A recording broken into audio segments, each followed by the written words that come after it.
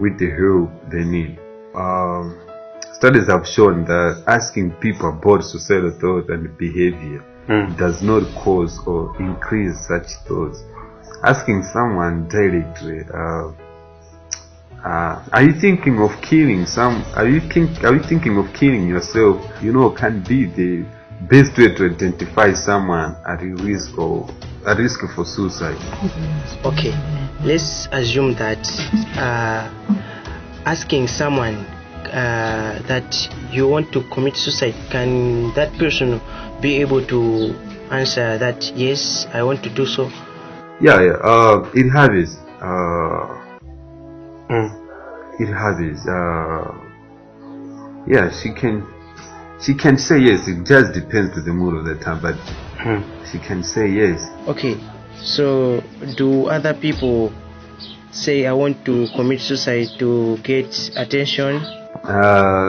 Suicidal thoughts or action are a sign of extreme distress and an indicator that someone needs help. Talking about wanting to die by suicide is not a typical response to stress. Yeah. All talk of suicide should be taken seriously and it requires immediate attention. Okay, so can you tell us how suicide rates differ from different group of people? According to the data, data show that the rates of suicide attempts and the rates of suicide attempts and suicide deaths vary according to characteristics such as age. We're talking about gender, race, and ethnicity.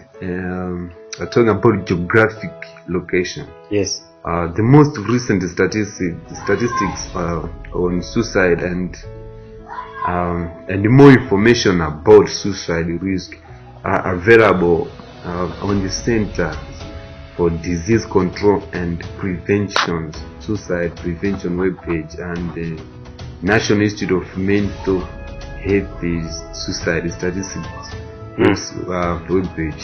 So how can I find mental issues, concerns, especially about suicide? If you have concern about your mental health, just to tell your health care provider. Yeah. Your health care provider will listen to your concerns and can help you figure out next steps. Yeah. Find tips for talking with your doctor about mental health concerns. So what can you say about the clinical trials? Clinical trials are research studies that took at new ways to prevent, detect or treat diseases and conditions. Although individuals may benefit from being part of a clinical trial, participants should be aware that the primary purpose of a clinical trial is to gain new scientific knowledge so that others may be better helped in the future. Talk to your healthcare provider about clinical trials, their benefits and risks, and whether one is right for you. So learn more about participating in clinical trials. So what should I do if someone tells me that he or she wanted to commit suicide? Just to know that suicide is preventable. Any statement about suicide should be taken seriously. Yes. 50 to 60% of all people who died by suicide gave some warning of their intentions to a friend or family members. Family members and those people who used to stay close to you knows that this person showing some signs, but sometimes we choose to take it easy because you see that person is strong, that person is not. Sometimes you see like this is just a joking. So we have to take it serious, and most people considering suicide need to help getting through their moment of crisis. Often they have tried to find solutions but may begin to feel hopeless and unable to see alternative solutions to problem. So if someone tells you they are thinking about suicide, listen non-judgmentally and help them get to a profession for evaluation and treatment. So if someone is in imminent danger of harming himself or herself, do not leave the person alone. You may need to take emergency steps to get help, such as calling 911. When someone is in a suicidal crisis, it is important to limit access to firearms or other lethal means of committing suicide. So is it possible to predict suicide? At the current time, there is no definitive measure to predict the suicide or suicidal behavior. Researchers have identified factors that place individuals at a higher risk for suicide. These include mental illness, substance abuse, previous suicide, previous suicide attempts. We're talking about family history of suicide, history of being sexual abuse, and impulse or aggressive tendencies. While many people may think about suicide attempts and death by suicide are relatively rare in vets, and it is therefore difficult to predict which persons will be with these risk factors will ultimately complete suicide. So what is important is that people considering suicide usually do seek help. For example, in one study, nearly 3/4 of those who died by suicide visited a doctor in the 4 months before their death, and half in the month before. Being aware of risk factors and warning signs can help detect someone that may be at risk of attempting suicide. So can you tell us, why do people attempt suicide? Unfortunately, there is no simple answer to this question. People die by suicide for a number of reasons. A suicide attempt is a clear indication that something is gravely wrong in a person's life. The majority of people who take their lives, estimated at 90%, were suffering with an underlying mental illness and substance abuse problems at the time of their death. No matter the race or the age of the person, how rich or poor they are, it is true that most people who die by suicide have a mental illness, emotional disorder, and chemical dependency.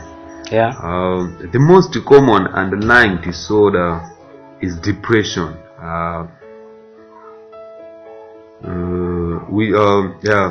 It's depression. However, it is very important to remember that the vast majority of people living with depression do not attempt or die by suicide. So what are the most methods for committing suicide? Firearms are the most commonly used method of completing suicide. We're talking about accounting for more than 50% of all suicides. The majority of firearm suicides are completed by white males. For women, the most common method of suicide was self-poison. The presence of a firearm in the home has been found to be an independent. And in addition to that, risk factor for suicide. That's when a family member or healthcare provider is faced with an individual at risk for suicide, they should make sure that firearms are removed from the home.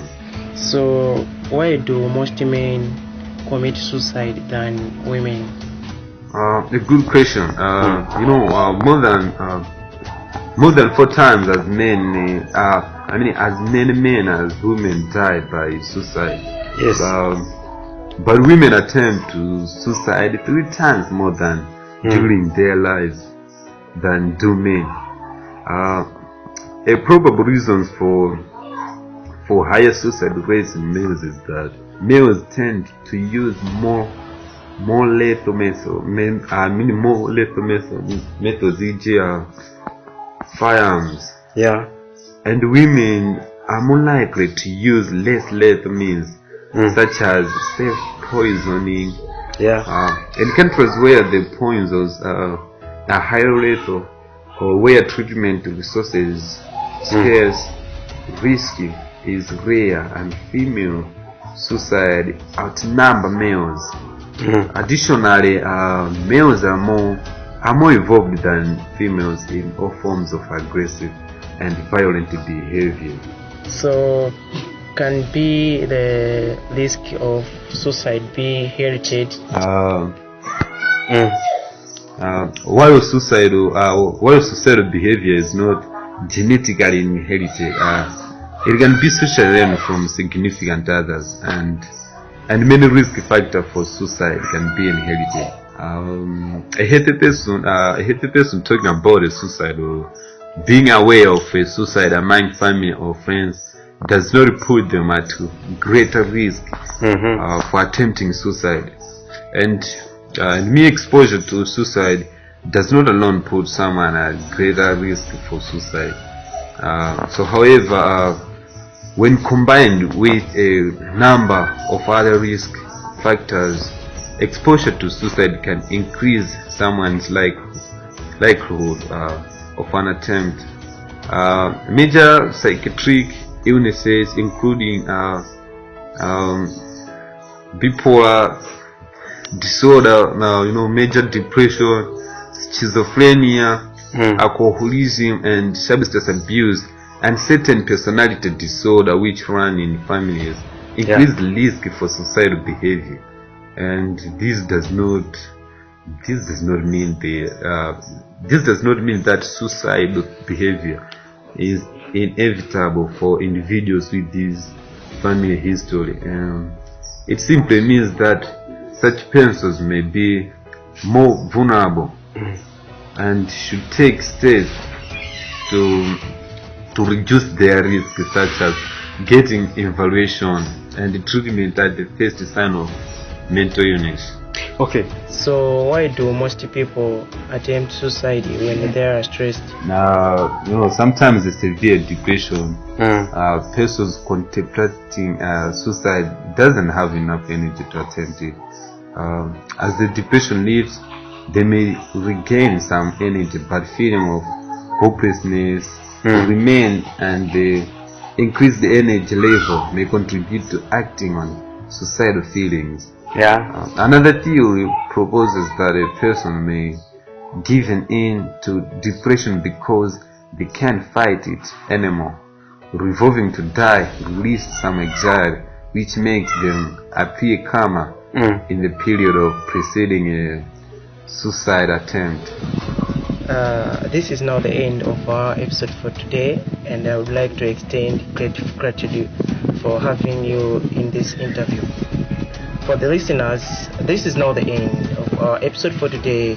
Until next time we meet again here on the Fact Factory podcast, don't forget to like, subscribe, and drop your comments on our YouTube channel. Bye for now.